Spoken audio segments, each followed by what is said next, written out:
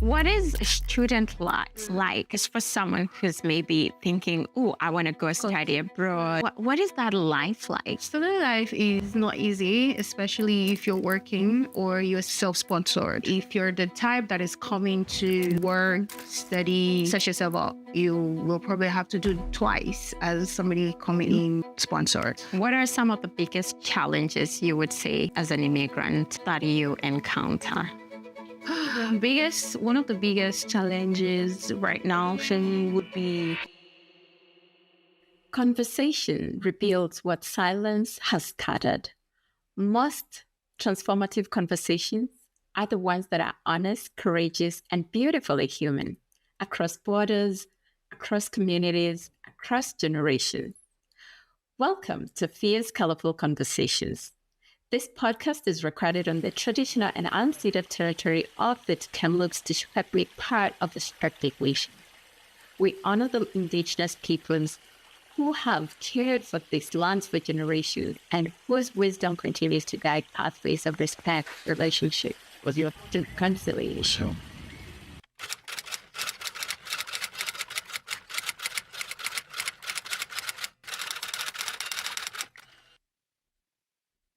Hello, viewers. This is Fierce Colourful Conversation, and I'm your host, Sally Martin, and I'm so excited to join you here again on this podcast where we talk about fierce, tough, all kinds of conversations. And today I'm joined by the one and only Kamloops influencer. oh my goodness. Opeyemi. Forgive me, I asked for an apology from her. Opeyemi, erase your one. Something. I'll let her introduce herself. Over to you, Opey. I did this, Sally. Anyways, my name is Opeyemi Olarewaju Hannah, Triple O for short. It's such a pleasure to be on your podcast today. Thank you for coming. Mm-hmm. So let's start. Who is Opey? That's intriguing. Who is Opey? Opeyemi is a student at TRU. I'm currently studying business administration. I'm in my final year. I should be done by summer one. Yeah. I'm a sister, a friend of the community. I'm passionate about digital marketing, sales and marketing generally. I have a podcast, a good thing, and I believe you know that, right? Yes. Yeah, Here for a Reason podcast, a podcast that dives into the rich stories of Africans in the diaspora. Yeah, I think that's just basically a little bit about me for now. So, yeah. Okay. Tell me about your story and your journey here in Canada. Oh, that's so nice. Thank you. My journey to Canada is quite a miracle because Canada was not my first choice of country. When I was picking out countries that I would love to go study, I had always fallen in love with UK, United Kingdom. And I think after there's something we call NYSC in Nigeria Youth Service Corps, that after your university, you go serve the country for a year where you're posted to another city, villages sometimes, and then you go serve in rural areas where you take education or your knowledge from school over there to help build another community. Then after that, I thought about furthering my educations in masters, and I went to this nice restaurant, Chinese restaurant, I think, and I started writing the list of schools I would love to go in UK. I wrote about 10 schools, and I started applying to over 10 schools in the UK. And guess what? They all came back with sorry. It was really devastating. Like, what do you mean, sorry? I studied in Benin Republic. Let me mention that I studied my undergrad in Benin Republic, so I speak French. And I have this qualification, and I worked after school, and I was working in the bank at the time, so my resume was pretty tight. So why are they saying sorry? And this is one country that I've always loved to go. Yeah. I'm like, so what's going on? And my friend was like, oh, how about you try Canada? And I said, okay, why not? So she gave me a link and I tried it. I tried TRU and one other school in Canada. Unfortunately, TRU got back to me first. I'm like, oh, wow, okay. Maybe this is what God wants for me, not what I want for myself. And I took it. Then I processed the application and December 25th, 2024, just on Christmas Day, I landed in Kamloops at the peak of winter. Like, it was fun. Really bad. It wasn't fun. It was bad, bro. What a story. It is. And I always love to tell this story because it's just so motivating, honestly. There's so much to it, yeah. Yeah, I think sometimes I feel like we make our own plans and then the universe just has this way of being like, redirecting. Hey, I know you had those plans, but I have other plans for you. Maybe better. Yeah.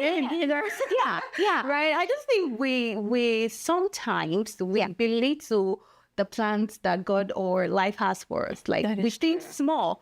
We don't always leave room for the excesses of life. You are navigating life right now and things are not happening the way you had planned for. I hope better things are on the way for you. Yeah, absolutely. Yeah. So you get into school. Yeah, so getting on campus was not so bad because Thierry had done like this pre-departure kind of training for us. And that was where they showed us those beautiful images and videos. But at the time, I was able to connect and I met a few ladies that were coming to Thierry in my session. So we exchanged contact. Having those people has helped me to really stay grounded. And then transitioning into the community, like find a small space like church. That's where I found the biggest community. And school has been, Thierry is something, I don't know how to say this, because the system is different. Coming from a French system of study to English system of studying. So initially I applied for MBA, but because of the grading system in Benin Republic, it's not up to the same grading system in Canada. So I was given postbac. So I took it because, I just wanted to leave my country, Nigeria. So and then when I got in and I saw the way they teach, although there are resources are available to you, but it's not the same. Having to go to class as early as 7, 8 a.m. morning class. And, the test, we do tests twice and the exams and everything. But I can still say a little bit better because you have enough resources to guide you. You just have to be willing to ask for the help and take the resources available to you, because trust me, nobody's going to hand you anything on a platter of gold here. And I think this is an information system. Like, this system is built on information. Absolutely. If you are dedicated to finding the information, then you are dedicated to success. Like, you're setting yourself up for success. But if you lack that attitude to find information, then you'll be left behind. So that's one of the things that I had to learn earlier. In fact, maybe I learned late, maybe not earlier, but like I learned still early for me though. Although I learned it late, but it's still early. Thinking about it in hindsight. You talked about having this idea that you've landed in the land of milk and honey. Yeah. You get it in honey? By the way, did somebody receive it with no honey? I told you when I got here, it was really disastrous. There was no honey. But one for me would be saying thank you after you get off the bus. Who thanks the driver? Back home. Nobody cares. But here, I think that's more of it too. And I found out about the credit card thing. You think it's free money, but honestly, it's not. Nice when you're using it. Check on, tick on. Like when you're just swiping those cards, but remember that they're not free money. You have to pay them back. And there is always interest when you delay your payment. So I think that's another thing for me and Canadians too. The way they relate with Blacks, that's another thing. Like, the way they find your air so pleasant, like, I don't get it. Like, yeah, it's beautiful. But that's another culture shock for me. So, yeah, these are the few ones that I can think of right now. But there's been so much in the last couple of months. Yeah. Actually forgot. I'm supposed to bring a copy of my book. I always forget the part that I'm an author. Yeah. Okay. Yeah, last year, December, I launched my first journal book. Being single isn't a waiting room. It's a workshop. Oh, Yeah. okay. I think I'm an author, but maybe, well, I don't know why I feel really uncomfortable putting that there. But yeah, a journal book, like I said last year. So it's a journal dedicated to singles in their waiting season. So I always like to call it a workshop and not a waiting season. I like that. You know what? Let's save the best for the last. All right. Oh, what is student life like? Just for someone who's maybe thinking, "Oh, I want to go study abroad." What is that? What is that life like? A little bit. Good. Student life is not easy, especially if you're working or you're self-sponsored, right? If you have help back home, it makes it much better because you just have to focus on study. But if you're the type that is coming to work, study, set yourself up, you will probably have to do twice as somebody coming in sponsored. So for me, it's a lot of planning. It's a lot of hard work and it's a lot of dedication, right? What was the reason why you came here? And I think that's where the podcast came in for me, something that gave me purpose, something that drives me, something that reminds me of why I'm here when I'm about to give in or give up on the stress of Canada and everything that it comes with. At work, in the sense that you have to double up. When people are sleeping, you are probably taking shifts, taking double shifts, taking the holidays to work.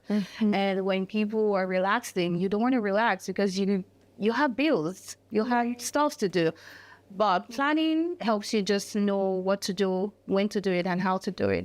Putting everything into place. Your weekends are probably for church and for studying, and during the weeks you have other things that you need to do.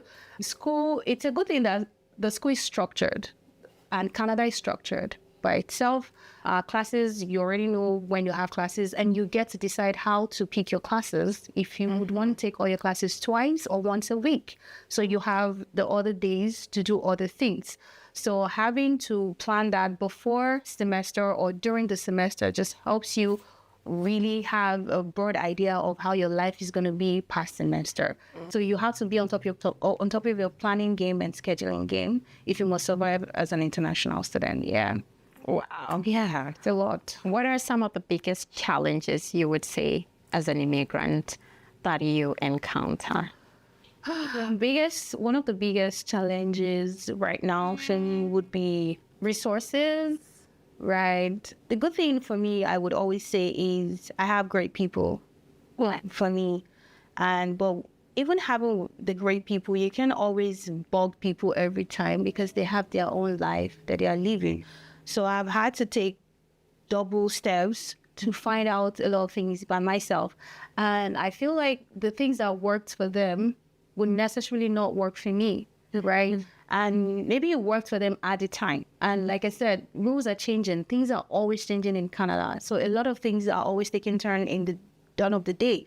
So you don't know what new thing is going to come out or the challenges you will encounter that they have never encountered. And I think that's one of the challenges I have, to be able to find the swift solution to the problem, or as an immigrant, to be able to find the right solution to your own problem. Excellent. Thank you. Wow. Very, very interesting, how you've been able to navigate. I know definitely the life of an immigrant is not always easy for you, but the time you navigate everything, like even just the bus system itself. It's a lot. I mean, I remember when I came in, I didn't know how to use the bus system, and I would sit on the bus for like hours. Myself and the bus driver we'll go touring the whole of the city, and it would take me down to downtown. I say, "Hey, you at the last station?" I'm like, "No, I'm not home." He said, "Yes."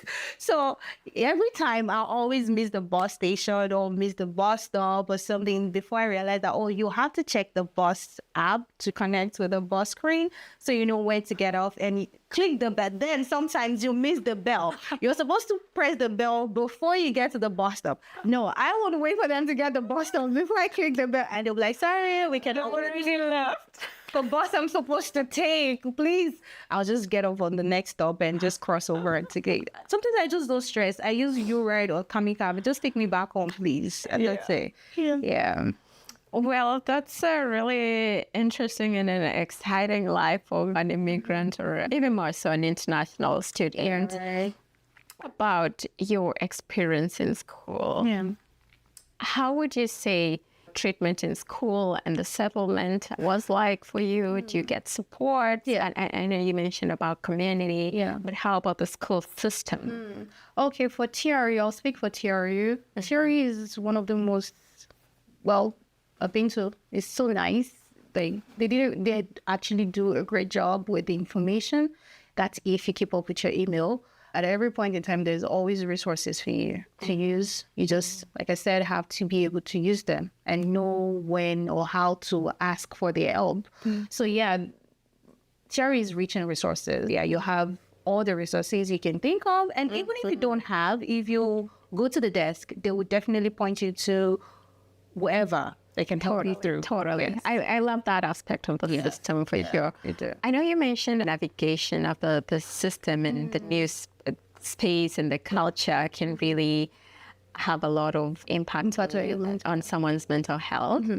Tell me how that sat with you, coming from cultures where we don't talk about mental health. You almost feel shy to say, hey, I really need help. Yeah, I'm stuck. This one, I'm going to kill it.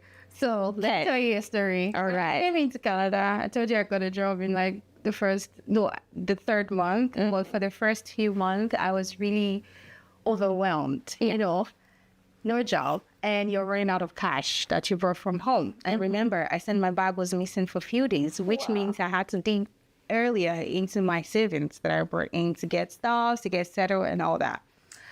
I remember when I was coming from school and I cried from the bus. I cried past my house. I just kept crying. I was just going, and that day it was raining. So it was very easier for me to just keep crying, and I just walked past my house. I got to a river at Tranquil. There's a river down there. I just saw a river, and it dawned on me that, bro, you have missed your house. Like, it was until then I realized I was losing myself. I was losing my mind. I was going nuts. Like, in a new country, you need help. If you need help, you need to ask. And coming from a place where we don't know how to, or we're not taught to. If you're dealing with something, you are asked to deal with it, all of that. Yeah. So I didn't really know what to do, but it was at that point I realized that if I don't do something about my mental health, I would probably, I don't know what would happen. Because that day was an eye-opener for me. Like, it has never happened to me. Like, I cried. Like, I was crying, and I passed my house, and I just kept crying until I got to a river. And then it dawned on me that you're at the end of the road. If probably the river was not there, God knows, maybe I would have cried to, who knows, Kiloda. I hope you don't mind me asking this, but I know you mentioned you were crying. Do you think you were crying because you were frustrated?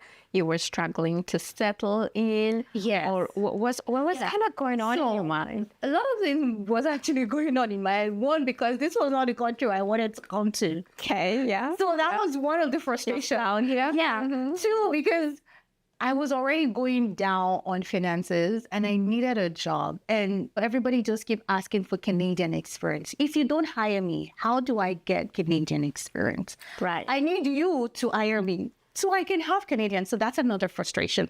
Another one, it's just me by myself here. I don't have families here. I came in all by myself. So operating your life somewhat that looks somewhat good at the time, because I mean, I was okay back home. Coming all the way to start afresh, it's a lot that we don't talk about. Having to rebuild, living with somebody, staying somewhere, eating the food that doesn't, the food, the system, and the environment is too peaceful. It's maybe not too peaceful, it's too quiet. You know, I think from a place where everything is bubbling, you're seeing people. I live in Lagos, by the way, Lagos, Nigeria. So you would, if you know Lagos compared to Kamloops, you can tell that the difference is a lot. I mean, there's something to laugh about in traffic. There is something that keeps you, or there's always someone, there's always drama. There's always something to get you out of that your mind. But here, it is your thoughts. It is you. If anything drops, it is your thoughts.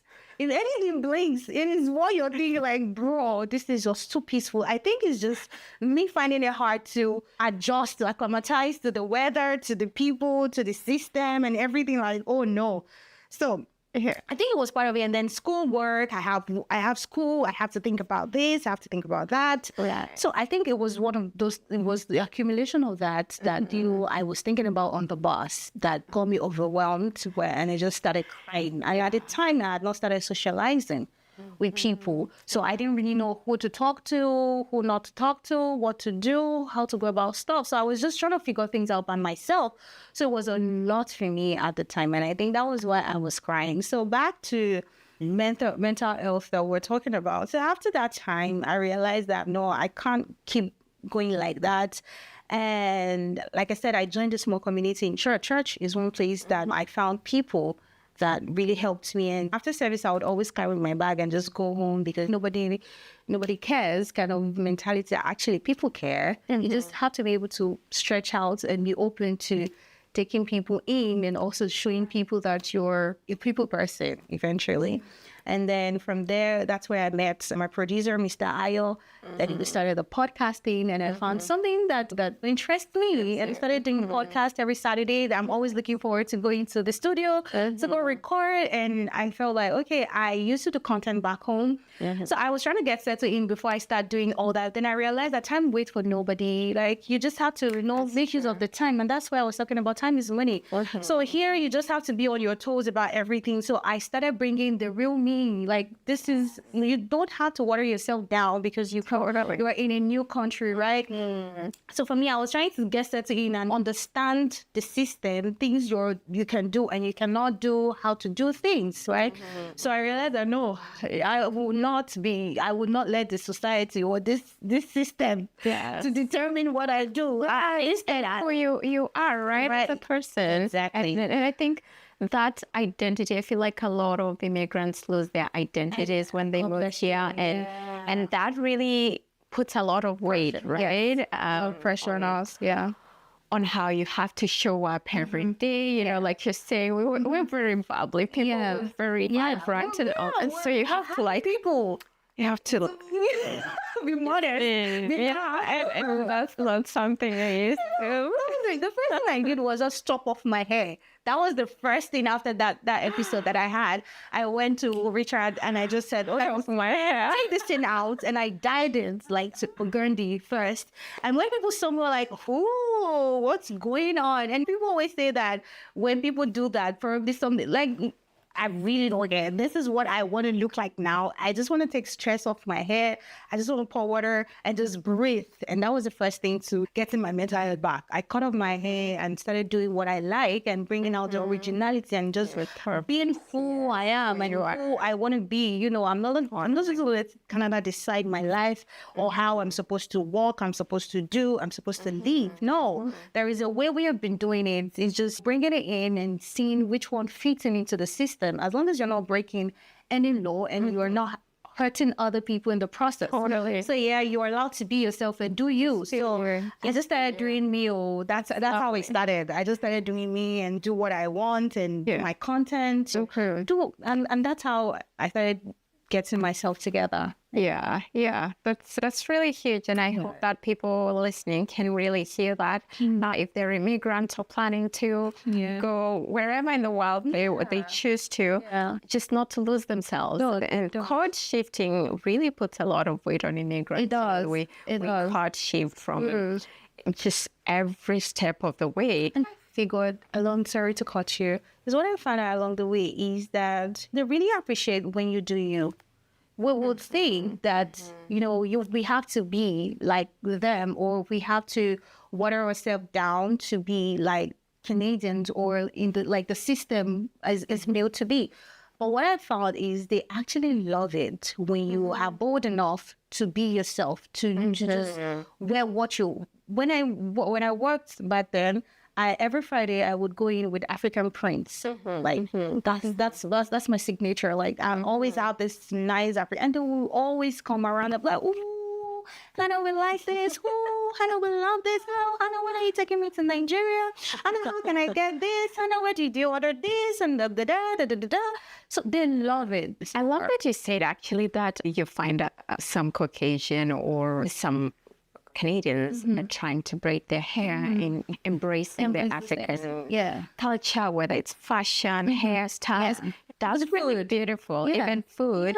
And I'm so hopeful. It makes me really excited and optimistic about the future, because back in the day, Black hair was considered unprofessional. Absolutely. We had to be forced to straighten our hair, lighten our skin, bleaching. That's very common back home, because people wanted to be light-skinned and also have straight hair, because that's what considered professional. And I mean, Black. I mean, like, but yeah, those are the stereotypes around even professionalism. You couldn't wear your African attire to a workplace because I feel it's not considered unprofessional. But hey, it's a piece of art. It is. It is. We are God's piece of art. We are pieces of art. It's so amazing to hear about your journey up there.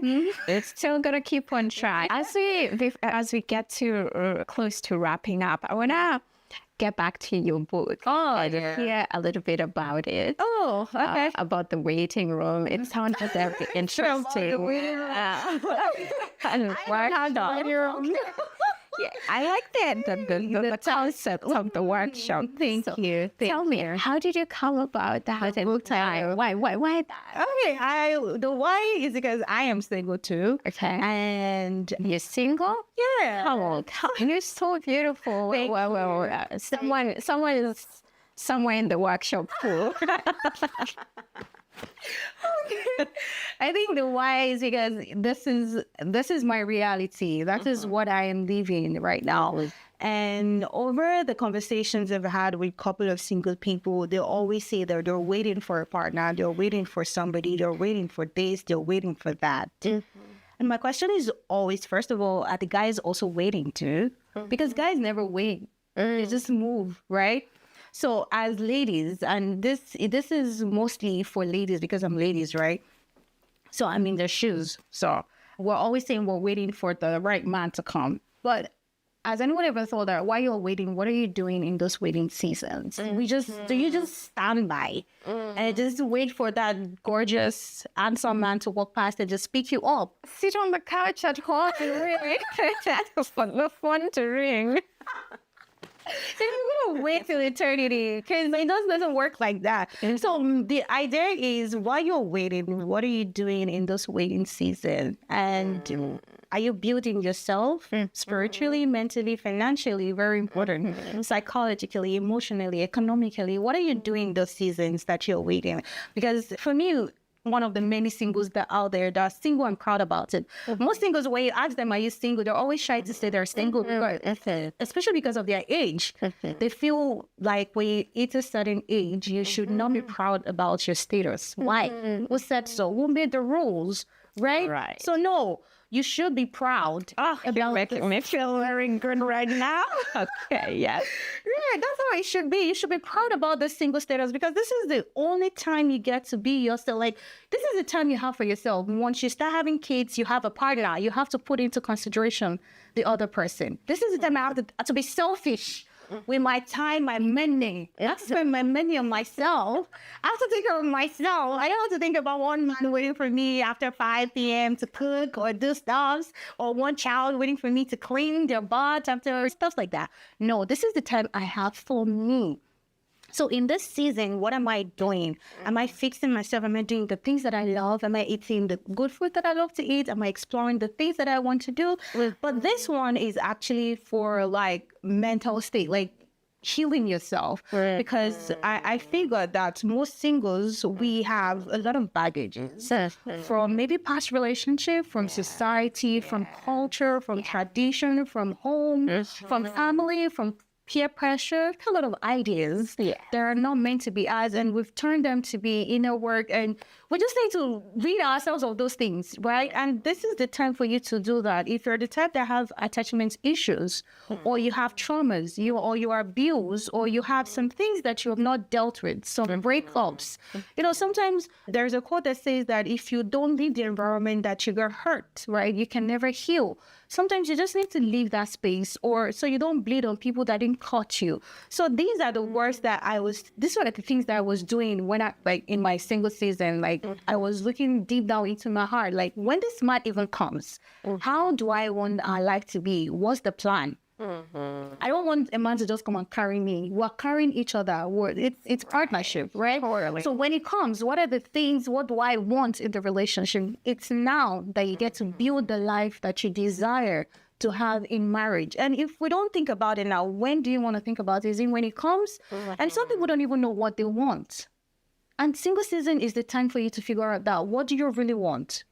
And some people don't even have an identity in singlehood. If you don't have in your single season, how do you want to have an identity when you're married? And that's where the point of divorce, like breakups, are coming in, because you don't even know yourself before you got into the relationship.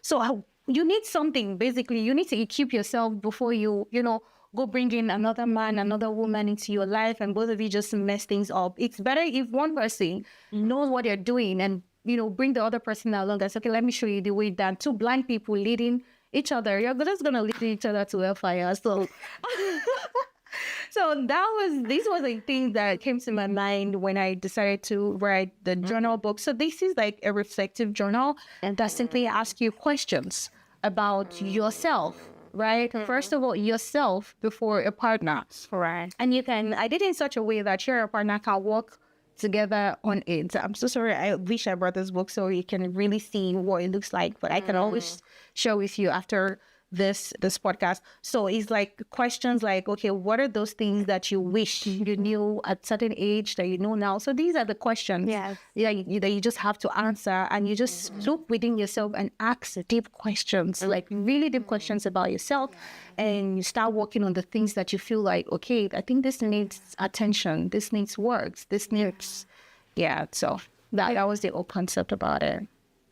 That's amazing. I didn't know I was in a workshop all this time, but to discover the workshop, because I felt that, like you were saying, there's this idea that society, the pressure and the culture and all that you have to be already in a relationship at a certain age. And then also the pressure, you're a firstborn and all your other ones are you are married and have the book. I'm grateful that I spent a lot of time in the workshop. But it's not a waste. It's never a waste. And I would encourage a lot of people to actually really take time in that workshop, working on yourself, shaping it until you become the best person for the person that is. I think the dating pool will be more healthy if we all can just take time to do the work. The dating pool will be much, much, much more healthier if everybody takes time to really work on their personality, work on their characters, work on themselves, their finances. So nobody's depending on anybody for anything. Because that's always the regular thing, like, oh, she's dating me because of my money. He's dating me because of this. No, get your PR, work on yourself, get your books, get your degrees, right? So you also have a bragging right in a relationship. Get your home, get your car, get your everything together. So when it's it's two of you bringing your resources together, not one person leashing on the other person for stuff. So that's what I'm just all about, and that's what the book is all about. Yeah, that's awesome. Awesome. Thank you. Are you in the workshop or are you in the waiting room? I'll leave that to you, viewers. But thank you so much for being part of our show. I mean, we talk about fierce conversations here. I am so excited about this book that I'm just like, I can't wait to read this book, because for a very long time, I almost thought, oh my God, what is wrong? And I mean, no, like, dating in Canada is hard. That's another episode entirely. That's another episode. We don't want to talk about it on this episode. Okay, that's a long thing. Dating in Canada, in Kamloops. Let's do it Kamloops. Oh, Jesus. Beautiful village. No, don't do that. But anyways, you can grab the book on Amazon. We have the book open on Amazon and on Seller. If you want the e-copy is on Seller. But if you want the hard copy, you can always get the book on Amazon. Being single isn't a waiting room, it's a workshop. Excellent. Excellent. I think there's just a lot of things that really influence people, and sometimes people have been in the wrong relationships, abusive relationships, because they're stuck in terms of this is the only person I like, that have as family. Versus when you're back home, you have a lot of I can walk out of here and I'll go to my auntie's home and I will be. And plus the fact that you don't know if you end this one, who is the next one you're gonna meet. That's right. The uncertainty of the next person, where you just want to sit with the familiar. You want to sit with the one that feels like, okay, I already know this person. I might as well just sit it through. But like, girl, don't do that. You know, I'll take you back to your story. Listeners, if you're listening to this and you were here from the beginning, you remember when you said your dream goal was to be in the United Kingdom. And you found yourself here. And I think I mentioned that whatever you're planning and whatever you're thinking, the best is yet to come. Yes. Yeah, that's in relation to a relationship, yeah? Yes, and anything in life, basically. Sometimes things fall apart to fall into place. Clock that. Sally, do you know what clock it is? I clocked it. Yeah, I'm not a genius, by the way. I can, but but clock it. Things fall apart to fall in place. So yeah, that's true. That's right. That's right. Are there any things that I haven't asked you or something that you feel you'd like to share in this podcast that's really essential for someone to know? Someone that's listening, someone that's maybe planning to be an international student, maybe not in Kamloops, maybe somewhere in the world, some part in the world. Or anything you'd love to share? First thing first is know yourself. Self-identity is very important before you move to anywhere in the world. Like, it's very easy to lose yourself in this part of the world if you're not careful, if you're not standing strong. And another thing is to have a belief, have your own personal belief. I believe in God so much, and I think that factor has helped me so far to this point in my life and in my journey, most especially because if there's a saying that if you don't stand for something, you fall for everything. So if you don't have something you stand for, and that's an identity and also in relation to God, like if you don't have a belief or faith, then you might want to find one, especially when you travel to the diaspora. And another thing is community. I cannot overemphasize the importance of the community. I'm a part of something bigger. Right? Some days I don't feel it that I'm single in this country because I have a lot of people around me that can easily just barge into their house, just call up and say, oh, are you home? I'm coming to stress you out. I'm coming to bother you. They're family. And that's how you build family. And that is one thing that will hold you together in the diaspora, everywhere in the world. Like if you're able to build a community, build a family that is outside the regular ones that you used to know, then you will go really far. And like I said, information is very important and you need to seek out for it because it's not going to come to you. Even if it's staring right in front of you, like there's a billboard in front of your house. If you don't read it to find out more about it, then you will remain in the dark. And most people feel left behind just because they are lazy to find information. The things that I know now, oh my goodness, concerning Canada, immigration, international student school, finance generally, and let's not talk about the finance part of immigration or immigrant of things. It's a lot. So if you can just gather the information and meet the right people to put you in the right path, you will go far. In fact, it will be like a speed of lightning. And people that you're coming together will just wonder how you did it. Like, how did you do it? We came in together and you're already here. So it's just having the right people, having the right connection, and going out to seek the knowledge that you desire. Yeah. Wow. Thank you. Thank you so much. Thank you, Sally. Well, viewers, that has been Opeyemi Olarewaju. Joining here at Fierce Colourful Conversation. We have been here at Kamloops as well. And thank you so much for joining us. Until next time, I've been your host, Sally Martin. Bye.